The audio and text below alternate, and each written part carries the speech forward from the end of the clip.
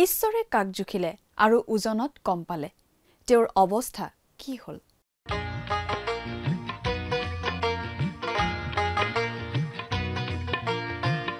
আজিৰে পবিত্ৰ ক্ষণতে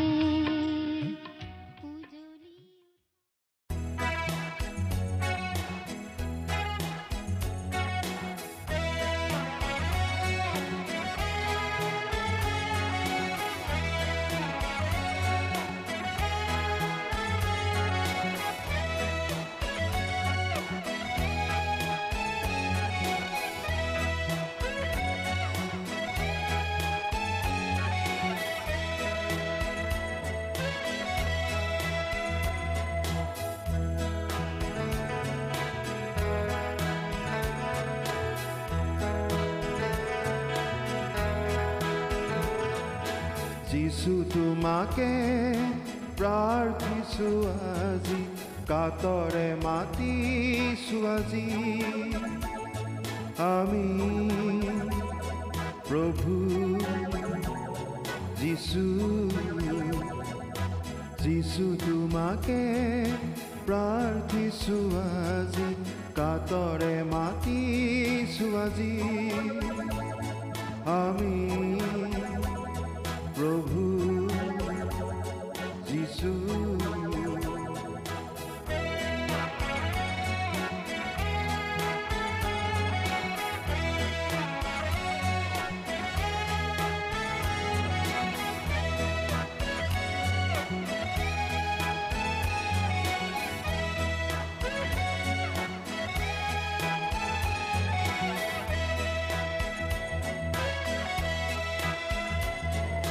তুমি সৃজিছিলা যোন বেলি তৰা ইয়াৰ কাষলে মোৰ যিছু তুমি আহা তুমি সৃজিছিলা নমস্কাৰ আমাৰ ভক্তিবচন অনুষ্ঠানলৈ আপোনাক স্বাগতম জনাইছো খ্ৰীষ্টীয় বিশ্বাসী লোকসকলৰ বাবে বিশেষভাৱে প্ৰস্তুত কৰা এই ভক্তিবচন অনুষ্ঠানটো হৈছে বাইবেল অধ্যয়নৰ ধাৰাবাহিক অসমীয়া অনুষ্ঠান বাইবেলৰ গোটেই ৬৬খন পুস্তকৰে আমি ইয়াত অধ্যয়ন কৰিম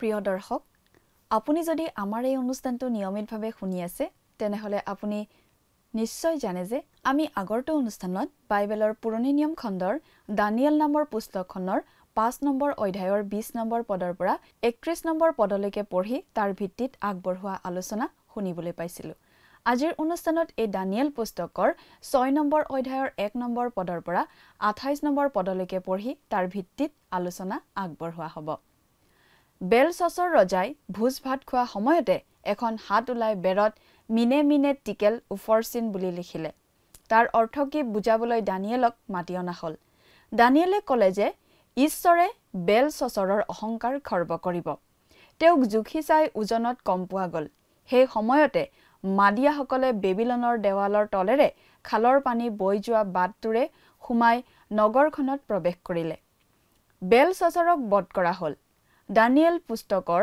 ৬ নম্বৰ অধ্যায়টো হয়তো বাইবেলৰ অন্যতম চিনাকি অধ্যায় আৰু নিশ্চিতভাৱে এই পুস্তকখনৰ ভিতৰত আটাইতকৈ পৰিচিত অধ্যায় বুলি ক'ব পাৰি ইয়াত আমি সিংহৰ গড়ালত থাকিব লগা হোৱা দানিয়েলৰ বিৱৰণীটো পাওঁ দানিয়েলে মাত্ৰ এৰাতি সিংহৰ গড়ালত কটাব লগা হৈছিল কিন্তু আমি এই ঘটনাটো চাবলৈ ওলাইছো কাৰণ ইয়াৰ মাজত আমাৰ বাবে আজিও এটা বাৰ্তা আছে এই অধ্যায়টোত দানিয়েলৰ পুস্তকখনৰ ঐতিহাসিক অংশটোৰ সামৰণি পৰা বুলি আমি ক'ব পাৰো আৰু ইয়াৰ প্ৰতিটো ঐতিহাসিক ঘটনা আমাৰ বাবে এটা উদ্দেশ্যৰ বাবে লিপিবদ্ধ কৰা হৈছে দানিয়েলৰ জীৱনৰ এই বিশেষ খণ্ডটোৰ মাজেৰে ঈশ্বৰৰ ৰক্ষা কৰা শক্তিৰ এক দৃষ্টান্ত আগবঢ়োৱা হৈছে আৰু ই হৈছে ভৱিষ্যতৰ মহাক্লেশৰ সময়ছোৱাত ঈশ্বৰে অৱশিষ্টসকলক কেনেদৰে ৰক্ষা কৰিব তাৰ আন এক উদাহৰণ এই অধ্যায়টো দানিয়েলৰ ৩ নম্বৰ অধ্যায়ৰ সমকক্ষ য'ত ঈশ্বৰে দানিয়েলৰ ৩জন বন্ধুক জ্বলন্ত অগ্নিকুণ্ডৰ পৰা ৰক্ষা কৰিছিল গতিকে দানিয়েলৰ ৩ আৰু ৬ নম্বৰ অধ্যায়ত মহাক্লেশৰ সময়ছোৱাত অৱশিষ্টসকলক ইছৰায়েল আৰু অনা ইহুদী উভয়ৰে ঈশ্বৰে কেনেদৰে সংৰক্ষণ কৰিব তাৰ দুটা দিশ দিয়া হৈছে 3 নম্বৰ অধ্যায়ত মানুহৰ ঘৃণা আৰু নিৰ্যাতনে বহন কৰা হেঁচাবোৰৰ ওপৰত গুৰুত্ব আৰোপ কৰা হৈছে আৰু এই 6 নম্বৰ অধ্যায়ত বেছিকৈ শয়তানী ঘৃণা আৰু নিৰ্যাতনৰ ওপৰত গুৰুত্ব দিয়া হৈছে আজি আমাৰ বাবে বাৰ্তাটো হ'ল আমি যাতে সচেতন আৰু সজাগ হৈ থাকো কাৰণ শয়তানে গৰ্জন কৰা সিংহৰ দৰে আমাক গ্ৰাস কৰিবলৈ সুবিধা বিচাৰি আছে এতিয়া দানিয়েলক আমি দৰিয়াবছ ৰজাৰ ৰাজপ্ৰসাদত দেখিম আহকচোন এতিয়া আমি মূল আলোচনাটোৰ মাজলৈ আগবাঢ়ি যাওঁ আমাৰ পৰম পবিত্ৰ প্ৰভু যীশু খ্ৰীষ্টৰ নামত নমস্কাৰ প্ৰিয় শ্ৰোতা যোৱা অনুষ্ঠানত আমি এই দানিয়েল পুস্তকৰ 5 নম্বৰ অধ্যায়ৰ শেষৰটো পদলৈকে পঢ়ি আমাৰ অধ্যয়ন আগবঢ়াইছিলোঁ আজিৰ অনুষ্ঠানত আমি এই দানিয়েল পুস্তকৰ 6 নম্বৰ অধ্যায়ৰ পৰা চাব খুজিছোঁ আপোনাৰ বাইবেলখন মেলি লৈছেনে বাৰু দানিয়েল পুস্তকৰ এই 6 নম্বৰ অধ্যায়টো খুব সম্ভৱ আমাৰ বেছিভাগ লোকৰেই চিনাকি ইয়াতেই আমি সিংহৰ গড়ালত দানিয়েলক পেলোৱাৰ ঘটনাটো পাওঁ প্ৰিয় শ্ৰোতা আমি দানিয়েলে সিংহৰ গড়ালত থাকিব লগা হোৱা কথাটো বেছিকৈ কওঁ কিন্তু তেওঁ সিংহৰ গড়ালত মাত্ৰ এৰাতিহে থাকিব লগা হৈছিল কিন্তু তেওঁ 17 বছৰ বয়সৰ পৰা প্ৰায় 90 বছৰ বয়সলৈকে প্ৰায় গোটেই জীৱনৰ কালছোৱা পৰজাতীয় ৰজাৰ ৰাজপ্ৰাসাদত কটাব লগা হৈছিল সিংহই তেওঁক একো কৰিব পৰা নাছিল নবুকদনেছৰ নেবুদিয়াছ বেলছছৰৰ মাদিয়া দৰিয়াবছ আৰু কুৰছ ৰজাৰ ৰাজপ্ৰাসাদত দানিয়েল অনবৰতেই বিপদৰ মাজত আছিল কাৰণ তেওঁ আচলতে আছিল বন্দী জাতিৰ লোক যিহুদী জাতি সেই সময়ত বন্দী অৱস্থাত আছিল সেই দেশত কিন্তু তেনেকুৱা অৱস্থাত থাকিও দানিয়েলে সেই ৰজা কেইজনৰ মাজৰ কেইজনমানক ঈশ্বৰৰ ওচৰলৈ আনিব পাৰিছিল দানিয়েলে সিংহৰ গড়ালত আছিল মাত্ৰ এটা ৰাতিৰ কাৰণে কিন্তু সেই ঘটনাটোৰ মাজেদি আমাৰ শিকিবলগীয়া বহু কথা আছে এই অধ্যায়তেই দানিয়েল পুস্তকৰ ইতিহাসমূলক কথাখিনিৰ সামৰণি পৰিছে প্ৰতিটো ঐতিহাসিক ঘটনা ইয়াত সন্নিৱিষ্ট কৰা হৈছে কাৰণ সেইবোৰৰ মাজেদি আমাৰ শিকিবলগীয়া কথা আছে এই অধ্যায়টোৰ মাজত আমি প্ৰতিজন খ্ৰীষ্টীয় বিশ্বাসীৰ বাবে বিশেষ বাৰ্তা আছে আমি বাইবেলৰ পৰা প্ৰথমতে এটা পদ পঢ়িব খুজিছোঁ প্ৰথম পিতৰ 5 নম্বৰ অধ্যায়ৰ 8 নম্বৰ পদ পাঠ কৰি দিম গুজৰি থকা সিংহৰ দৰে তোমালোকৰ শত্ৰু শয়তানে কাক কেনেকৈ গ্ৰাস কৰিব পাৰিব তাৰ উপায় বিচাৰি ফুৰিছে প্ৰিয় শ্ৰোতা আমি প্ৰতিজন খ্ৰীষ্টীয় বিশ্বাসীয়েই সিংহৰ গড়ালত বাস কৰি আছোঁ আৰু শয়তানেই হ'ল সিংহ শয়তানে আমাক অপথে নিবলৈ বিশ্বাসত দুৰ্বল কৰিবলৈ আমাক বিশ্বাসৰ জীৱনত বিফল কৰিবলৈ অনবৰতেই চেষ্টা চলাই আছে এতিয়া আমি বাইবেলৰ পৰা পাঠ কৰি দিম দানিয়েল 6 নম্বৰ অধ্যায়ৰ 1 আৰু 2 নম্বৰ পদ দানিয়েল 6 নম্বৰ অধ্যায়ৰ 1 আৰু 2 নম্বৰ পদ পাছে দৰিয়াবছে উচিত দেখি গোটেই ৰাজ্যত ঠায়ে ঠায়ে থাকিবলৈ 120 জন খিতিপাল নিযুক্ত কৰিলে আৰু সেই খিতিপালবিলাকে যেন হিচাপ দিয়ে আৰু ৰজাৰ হানি নহয় এই নিমিত্তে তেওঁবিলাকৰ ওপৰত 3 জন প্ৰধান বিষয়া পাতিলে তেওঁবিলাকৰ ভিতৰত এজন দানিয়েল আছিল এই অধ্যায়ৰ আৰম্ভণিৰ লগে লগে আমি ইতিহাসৰ বুকুত আৰু অলপ আগুৱাই গ'লো বাবিল সাম্ৰাজ্য এতিয়া নোহোৱা হ'ল এতিয়া মাদিয়া পাৰ্চীসকলৰ সাম্ৰাজ্য হ'ল আমি ইতিমধ্যেই পঢ়ি আহিছোঁ নবুকদনেছৰ ৰজাই এটা সপোন দেখিছিল আৰু সেই সপোনত তেওঁ এটা মূৰ্তি দেখিছিল সেই মূৰ্তিটোৰ মূৰটো আছিল সোণৰ সেই সোণৰ মূৰটোৱে বুজাইছিল বাবিলন সাম্ৰাজ্যক সেই মূৰ্তিটোৰ হাত আছিল ৰূপৰ আৰু সেই ৰূপৰ হাতে বুজাইছিল মাদিয়া পাৰ্চীসকলৰ সাম্ৰাজ্য সোণৰ মূৰৰ পৰা এতিয়া ৰূপৰ হাত আৰু বাহুত পৰিল বাবিলন সাম্ৰাজ্যৰ পৰা মাদিয়া পাৰ্চীসকলৰ সাম্ৰাজ্য আৰম্ভ হ'ল এই দৰিয়াবছ ৰজাই মাত্ৰ 2 বছৰ কাল ৰাজত্ব কৰিছিল তেওঁৰ পাছত ৰজা হৈছিল কুৰছ। আৰু এই কুৰছ আছিল দৰিয়াবছৰ ভনীয়েক মুণ্ডেন আৰু কেম্বিছেছ নামৰ এজন পাৰ্চী লোকৰ সন্তান। আচলতে এনেকৈয়ে মাদিয়া আৰু পাৰ্চীসকলে একগোট হৈ সাম্ৰাজ্য স্থাপন কৰিছিল। যদিও এতিয়া এখন নতুন সাম্ৰাজ্যৰ প্ৰতিষ্ঠা হ'ল, আমি কিন্তু মাদিয়া দৰিয়াবছৰ অধীনতো দানিয়েলক এজন বিশেষ মন্ত্ৰী হিচাপেই পাওঁ। নবুকদনেছৰৰ সময়ত সাম্ৰাজ্যখন যিমান শক্তিশালী আছিল, এতিয়া সেই শক্তি অলপ কমি গ'ল। নবুকদনেছৰ আছিল সম্পূৰ্ণ একনায়কত্ববাদী শাসক। তেওঁ কাকো কোনো ধৰণৰ ক্ষমতা দিয়া নাছিল। কিন্তু দৰিয়াবছ ৰজাৰ 120জন ক্ষিতিপাল আছিল। সেই ক্ষিতিপালকেইজনেও যথেষ্ট ক্ষমতা পাইছিল। এই ক্ষিতিপালসকলৰ ওপৰত 3জন প্ৰধান বিষয়া পতা হৈছিল। তেওঁলোক ৰজা আৰু ক্ষিতিপালকেইজনৰ মাজৰ যোগাযোগ ৰক্ষাকাৰী লোক যেন আছিল। গতিকে দায়িত্ব আৰু সম্পৰ্কৰ বিশেষ ধৰণৰ বিতৰণ আমি দেখিবলৈ পাওঁ। দানিয়েলো এই 3জন প্ৰধান বিষয়াৰেই এজন আছিল। তেওঁলোকক ৰজাই বিশেষ উদ্দেশ্যত নিযুক্ত কৰিছিল, যাতে সেই ক্ষিতিপালবিলাকে হিচাপ দিয়ে আৰু ৰজাৰ হানি নহয়।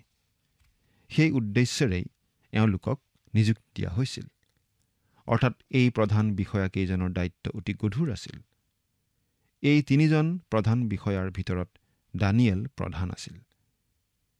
সেই সময়ত তেওঁৰ প্ৰায় 80 বছৰমান বয়স হৈছিল বুলি আমি অনুমান কৰিব পাৰোঁ। 3 নম্বৰ পদটো পঢ়ি দিম। সেই সময়ত এই দানিয়েলৰ অন্তৰত উত্তম আত্মা থকাত আন 2জন প্ৰধান বিষয়াতকৈ আৰু ক্ষিতিপালবিলাকতকৈ তেওঁ প্ৰধান আছিল। এই নিমিত্তে ৰজাই তেওঁক সমুদায় ৰাজ্যৰ ওপৰত নিযুক্ত কৰিবলৈ মন কৰিলে। সেই 3জন প্ৰধান বিষয়াৰ মাজত দানিয়েল বয়োজ্যেষ্ঠ আছিল বুলি আমি ক'ব পাৰোঁ। কিন্তু তেওঁৰ ক্ষমতাও বেছি আছিল। দানিয়েলৰ অন্তৰত উত্তম আত্মা আছিল বুলি ইয়াত কোৱা হৈছে। তাৰমানে তেওঁ ঈশ্বৰৰ আত্মাৰে পৰিপূৰ্ণ লোক আছিল। তেওঁৰ ওপৰত ৰজাৰ ইমান বিশ্বাস আছিল যে ৰজাই তেওঁক গোটেই ৰাজ্যসমূহৰ ওপৰত প্ৰধান নিযুক্ত কৰিবলৈ ইচ্ছা কৰিলে। অৰ্থাৎ ঠিক ৰজাৰ পিছতেই দানিয়েলৰ স্থান হ'ব। 4 নম্বৰ পদ। তাতে আন 2জন প্ৰধান বিষয়া আৰু ক্ষিতিপালবিলাকে ৰাজকাৰ্যৰ বিষয়ে দানিয়েলৰ অহিতে ছিদ্ৰ বিচাৰিলে, কিন্তু কোনো ছিদ্ৰ কি দোষ পাব নোৱাৰিলে, কিয়নো তেওঁ বিশ্বাসী আছিল। তেওঁত কোনো ভুল বা দোষ পোৱা নগ'ল। প্ৰিয় শ্ৰোতা, এটা কথাত নিশ্চয় আমি সকলো একমত হ'ব পাৰোঁ যে যদিহে কোনো লোক কোনো অনুষ্ঠান প্ৰতিষ্ঠান আদিৰ মুৰব্বী হয়, তেন্তে তেনে লোকক হিংসাকুৰীয়া মানুহে সদায় চেক চাই থাকে। কোনো ধৰণৰ দুৰ্বলতা, কোনো ধৰণৰ সামান্য ভুল চকুত পৰিলেই সেইবোৰ প্ৰচাৰ কৰি দিব খোজে, নাইবা সুবিধা চাই সেইবোৰ অস্ত্ৰ হিচাপে ব্যৱহাৰ কৰিব খোজে। দানিয়েলৰ অতীত জীৱনত কোনো খুঁত নাই বুলি ক'ব পাৰি। দানিয়েলক হিংসা কৰা মানুহবোৰে দানিয়েলৰ বিৰুদ্ধে একো ক'বলগীয়া কথা বিচাৰি নাপালে। দানিয়েলৰ স্বভাৱ চৰিত্ৰ একোতে তেওঁলোকে একো ভুল বিচাৰি উলিয়াব নোৱাৰিলে। দানিয়েলৰ কাম কাজতো একো ভুল বিচাৰি তেওঁলোকে নাপালে। বহুতো নেতা আছে, তেওঁলোকে কয় যদিহে সুবিধা পায় জীৱনটো অলপ বেলেগ ধৰণে যি চালেহেঁতেন। বহুতো লোকে কয় যদিহে তেওঁলোকে অতীতৰ জীৱনটো অলপ বেলেগ ধৰণে কটালেহেঁতেন খুব ভাল হ'লহেঁতেন। আচলতে আমি প্ৰায় সকলো লোকেই এই কথাকেই ক'ব লগা হয়। প্ৰিয় শ্ৰোতা, চিন্তা কৰি চাওকচোন, আমাৰ জীৱনৰ বিষয়ে আন লোকে বাৰু কি কয়? তেওঁলোকে বাৰু কিবা দোষ আঙুলিয়াই দিব পাৰেনে? আমাৰ জীৱনত এনেকুৱা কিবা কথা আছে নেকি যিটো আমি আনৰ পৰা লুকুৱাই ৰাখিব লগা হয়? প্ৰতিজন খ্ৰীষ্টীয় বিশ্বাসীয়ে এই কথা মনত ৰখা উচিত যে এই জগতত তেওঁ এনেকুৱা এটা জীৱন কটোৱা উচিত যাতে আনে যদি কেতিয়াবা কিবা অপবাদো দিয়ে, সেই অপবাদ যাতে মিছা বুলি প্ৰমাণিত হয়। মানুহক আমি বাধা দিব নোৱাৰোঁ, কোৱাই ক'বই, অপবাদ দিব খোজাই অপবাদো হয়তো দিব। সমালোচনা কৰা লোকে সমালোচনা কৰিবই। আমি মানুহৰ মুখ বন্ধ কৰি ৰাখিব নোৱাৰোঁ, কিন্তু আমি এনেকুৱা এটা জীৱন কটাব পাৰোঁ যাতে আমাৰ বিৰুদ্ধে কথা কোৱা মানুহৰ কথাবোৰ মিছা বুলি প্ৰমাণিত হয়, সেই মানুহবোৰ মিছলীয়া বুলি প্ৰমাণিত হয়। খ্ৰীষ্টীয় বিশ্বাসীসকলক বাইবেলত এইদৰে এটা সকিয়নি দিয়া হৈছে। ফিলিপিয়া 2 নম্বৰ অধ্যায়ৰ 15 নম্বৰ পদ পাঠ কৰি দিছোঁ। ঈশ্বৰৰ নিষ্কলংক সন্তান হ'বৰ কাৰণে বিবাদ আৰু তৰ্ক বিতৰ্ক নোহোৱাকৈ সকলো কৰ্ম কৰা। পাচনি পৌলে নিজৰ বিষয়ে এনেদৰে ক'ব পাৰিছিল। পাচনিৰ কৰ্ম 24 নম্বৰ অধ্যায়ৰ 16 নম্বৰ পদ। ইয়াত আমি এনেদৰে পাওঁ, এই কাৰণে ঈশ্বৰলৈ আৰু মানুহলৈ নিৰ্বিঘ্নে বিবেক ৰক্ষা কৰিবলৈ ময়ো সদায় যত্ন কৰি আছোঁ। অৰ্থাৎ পাচনি পৌলে ৰাতি কোনো চিন্তা নকৰাকৈ শুব পাৰিছিল। বিবেকে তেওঁক আমনি দিয়া নাছিল। আচলতে প্ৰতিজন খ্ৰীষ্টীয় বিশ্বাসীৰ জীৱন এনেকুৱা হোৱা উচিত। এগৰাকী ব্যক্তিয়ে মন্তব্য কৰিছিল যে বিবেক এটা এনেকুৱা বস্তু যিটো কেৱল সৎ লোকেহে উপভোগ কৰিব পাৰে। দানিয়েলক ৰজাই ইমান ভাল পোৱা দেখি আন আন বিষয়াসকলৰ হিংসা হৈছিল আৰু তেওঁলোকে দানিয়েলৰ গাত কিবা দোষ পায় নেকি চাইছিল, কিন্তু কোনো দোষ বিচাৰি পোৱা নাছিল। 5 নম্বৰ পদ। তেতিয়া সেই মানুহবিলাকে ক'লে, আমি সেই দানিয়েলৰ ঈশ্বৰৰ ব্যৱস্থাৰ বিষয়ে ছিদ্ৰ নাপালে তেওঁৰ অহিতে আন কোনো ছিদ্ৰ নাপাম। দানিয়েল আন লোকসকলতকৈ বেলেগ আছিল। ঈশ্বৰে তেওঁৰ বিশ্বাসী লোকসকলক আনতকৈ বেলেগ কৰিছিল। ইছৰাইল জাতিক তেওঁ বিশেষভাৱে বাছি লৈছিল আৰু আন জাতিতকৈ বেলেগ কৰিছিল। দানিয়েলক যেতিয়া নবুকদনেজৰ ৰজাৰ প্ৰাসাদলৈ প্ৰথমতে অনা হৈছিল, এজন 17 বছৰীয়া বন্দী হিচাপে তেওঁ বেলেগ আহাৰ বিচাৰিছিল। তেতিয়াৰ পৰাই দানিয়েলৰ জীৱন আন লোকতকৈ বেলেগ আৰু এই মানুহবোৰে সেই কথাটো জানিছিল। সেইবাবে তেওঁলোকে কৈছিল, আমি যদি দানিয়েলৰ গাত কিবা দোষ উলিয়াব লাগে, তেনেহ'লে তেওঁৰ ধৰ্মৰ বিষয়তে দোষ উলিয়াব লাগিব, কাৰণ তেওঁৰ বিশ্বাস ৰীতি নীতি আদি আমাতকৈ বেলেগ। দোষ মানে আচলতে প্ৰকৃত অৰ্থৰ দোষ বা পাপৰ কথা তেওঁলোকে বুজোৱা নাই। ৰজাৰ আগত লগাব পৰা কিবা কথাৰ বিষয়েহে তেওঁলোকে কৈছে। দানিয়েলৰ ধৰ্মবিশ্বাসেই তেওঁৰ একমাত্ৰ দুৰ্বলতা বুলি এই লোকসকলে বুজি পাইছিল। দানিয়েল অতিশয় ঈশ্বৰ ভক্ত ধাৰ্মিক লোক আছিল আৰু সেইটোকে এই মানুহবোৰে দোষ হিচাপে দেখুৱাব খুজিছে। দানিয়েলৰ এই ভক্তিপূৰ্ণ প্ৰাৰ্থনাশীল জীৱনৰ বাবেই যাতে ৰজা আৰু দানিয়েলৰ মাজত সংঘাতৰ সৃষ্টি হয়, তেওঁলোকে সেই চিন্তা কৰিছিল। 6 আৰু 7 নম্বৰ পদ। পাছে সেই দুজন প্ৰধান বিষয়া আৰু ক্ষিতিপালবিলাকে গোট খাই ৰজাৰ ওচৰলৈ গৈ এই কথা ক'লে, মহাৰাজ দৰিয়াবছ চিৰজীৱী হওক। হে মহাৰাজ, ৰাজ্যৰ প্ৰধান বিষয়া, প্ৰতিনিধি, ক্ষিতিপাল, ৰাজমন্ত্ৰী আৰু দেশাধ্যক্ষবিলাকে মন্ত্ৰণা কৰি এই ৰাজআজ্ঞা স্থাপন কৰা আৰু দৃঢ় নিষেধ কৰা উচিত দেখিছে যে যিকোনো মানুহে 30 দিনৰ ভিতৰত, হে মহাৰাজ, আপোনাৰ বাহিৰে আন কোনো দেৱতা বা মানুহৰ আগত প্ৰাৰ্থনা কৰিব, তাক সিংহৰ গাঁতত পেলোৱা যাব। দানিয়েলক বিপদত পেলাবলৈ এনেদৰেই ষড়যন্ত্ৰ কৰা হ'ল। দৰিয়াবছ ৰজা ভাল মানুহ আছিল, কিন্তু তেওঁ তোষামোদত ভুল গৈছিল। প্ৰিয় শ্ৰোতা, আমি এটা কথা সদায় মনত ৰখা উচিত, আমাক শত্ৰুবোৰে যিমান বেয়া বুলি কয়, আমি আচলতে সিমান বেয়া নহয়, আৰু মিত্ৰবোৰে আমাক যিমান ভাল বুলি প্ৰশংসা কৰে, আমি আচলতে সিমান ভালো নহয়। সেই লোকসকলে দৰিয়াবছক তোষামোদ কৰিলে। কোনো লোকে আন একোৰেই আগত সেৱা আগবঢ়াব নোৱাৰিব, একমাত্ৰ দৰিয়াবছৰ আগতেই প্ৰাৰ্থনা জনাব লাগিব, নহ'লে সিংহৰ গাঁতত পেলোৱা হ'ব। ইয়াৰ দ্বাৰা দৰিয়াবছে নিজকে ঈশ্বৰৰ শাৰীত বহুওৱা হ'ল। তেওঁ এই ৰাজাজ্ঞা জাৰি কৰিলে। 8 আৰু 9 নম্বৰ পদ। এতিয়া মহাৰাজে এই নিষেধাজ্ঞা স্থাপন কৰক আৰু মাদিয়া ও পাৰ্চীবিলাকৰ অলৰ ব্যৱস্থা অনুসাৰে সলনি কৰিব নোৱাৰাকৈ এই লিখা পত্ৰত চহী দিয়ক। এতেকে দৰিয়াবছ ৰজাই সেই লিখা আজ্ঞা আৰু নিষেধ পত্ৰত চহী দিলে। মাদিয়া পাৰ্চীসকলৰ নিয়ম মতে ৰজাই চহী কৰা আজ্ঞা আনকি পাছত ৰজায়ো সলাব নোৱাৰে। দৰিয়াবছ ৰজাই সেই আজ্ঞাত চহী কৰিলে। 10 নম্বৰ পদ। পত্ৰখনত চহী দিয়া কথা দানিয়েলে জানি নিজৰ ঘৰলৈ গ'ল।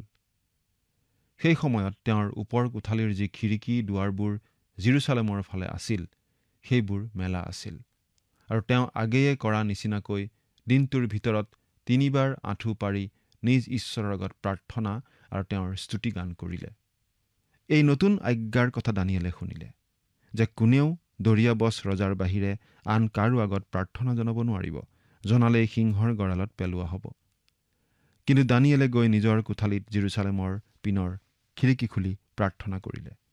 তেওঁ ৰজাৰ প্ৰতি বিদ্ৰোহৰ মনোভাৱ দেখুৱাবলৈ নহয়, কিন্তু সদায় কৰা বাবেহে তেনেকৈ প্ৰাৰ্থনা কৰিছিল। তেওঁ খিৰিকী বন্ধ কৰি মনে মনে প্ৰাৰ্থনা কৰা নাছিল। তেওঁ ৰজাৰ সেই আজ্ঞা শুনিও ভয় কৰা নাছিল, কাৰণ তেওঁ জানিছিল তেওঁ ঈশ্বৰকহে প্ৰাৰ্থনা জনাইছে, একো বেয়া কাম কৰা নাই আৰু ঈশ্বৰেই তেওঁৰ সহায়। তদুপৰি তেওঁ লুকুৱাই সেই কাম কৰিব খোজা নাই।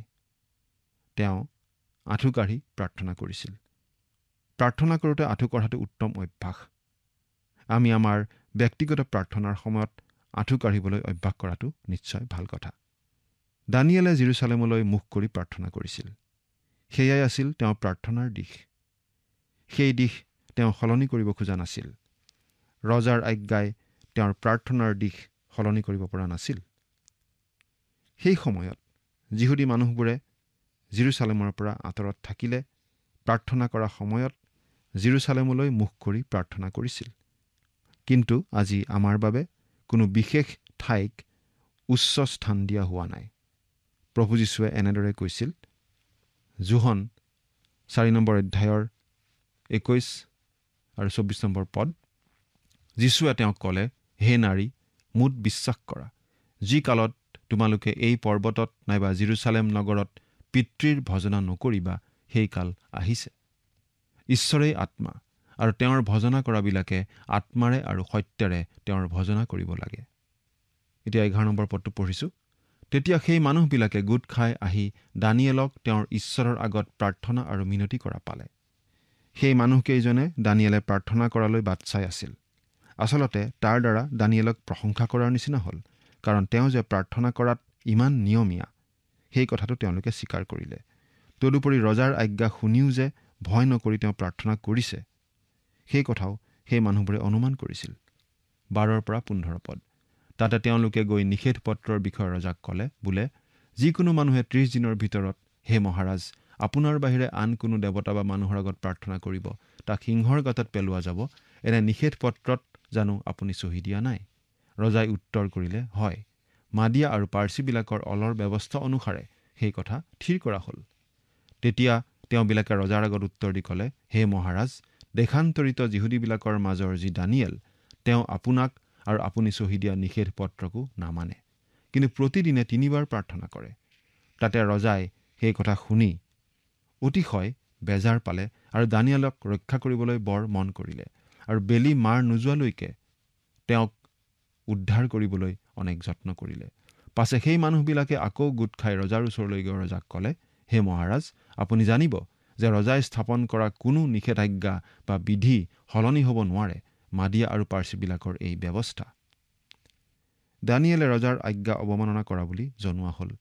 গতিকে দানিয়েলক সিংহৰ গাঁতত পেলোৱাৰ বাহিৰে ৰজাৰ আন উপায় নাই, কাৰণ ৰজাই নিজৰ আজ্ঞা হ'লেও সলনি কৰিব নোৱাৰে। 16 নম্বৰ পদ। তেতিয়া ৰজাৰ আজ্ঞাৰে দানিয়েলক নি সিংহৰ গাঁতত পেলোৱা হ'ল। ৰজাই দানিয়েলক ক'লে, তুমি সদায় যিজনাৰ সেৱা কৰা, তোমাৰ সেই ঈশ্বৰে তোমাক ৰক্ষা কৰিব। ৰজাই সম্পূৰ্ণৰূপে বিশ্বাস কৰিছিল নে নাই আমি ক'ব নোৱাৰোঁ, কিন্তু তেওঁ কৈছিল যে ঈশ্বৰেই দানিয়েলক বচাব বুলি। 17 পৰা 20 নম্বৰ পদ। পাছে 100টা শিল আনি গাঁতৰ মুখত দিয়া হ'ল। আৰু দানিয়েলৰ বিষয়ে কোৱা কথা সলনি নহ'বৰ নিমিত্তে ৰজাই নিজৰ মোহৰেৰে আৰু তেওঁৰ প্ৰধান লোকবিলাকৰ মোহৰেৰে তাত চাপ মাৰিলে আৰু ৰজাই নিজৰ ৰাজগৃহলৈ গৈ লঘোণে ৰাতি নিয়ালে আৰু তেওঁৰ ওচৰলৈ কোনো বাদ্যযন্ত্ৰ নিবলৈ নিদিলে। তেওঁৰ টোপনিও নাহিল। পাছে ৰজাই ৰাতিপুৱা অতি সোনকালে উঠি সিংহৰ গাতলৈ বেগাই গ'ল। তেওঁ গাতলৈ গৈ দানিয়েলৰ ওচৰ পালত শোকত ধ্বনিৰে দানিয়েলক মাতিলে।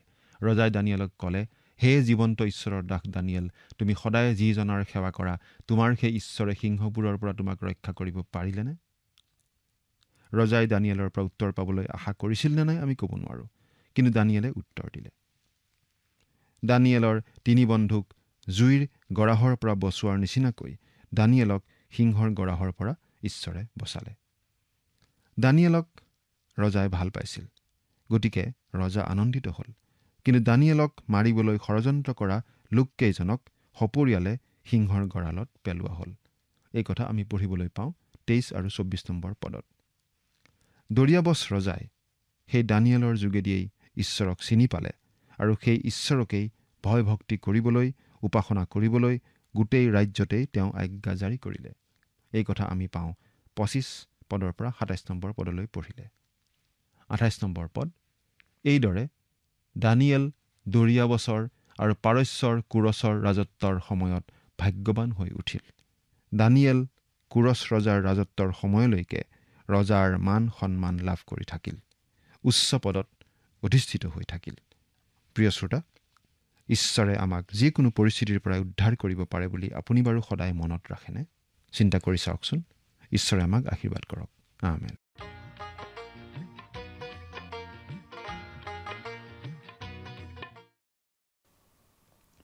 দানিয়েলক সিংহৰ গঁড়ালত থৈ ৰাতি দৰিয়াবছ ৰজাৰ টোপনি অহা নাছিল, কাৰণ ৰজাই দানিয়েলক ভাল পাইছিল। কিন্তু আমি অনুমান কৰিব পাৰোঁ যে সিংহৰ গঁড়ালত দানিয়েল নিশ্চিন্তে টোপনি গৈছিল। ৰজাই ৰাতিপুৱাতে গৈ দানিয়েলক মাতিলে।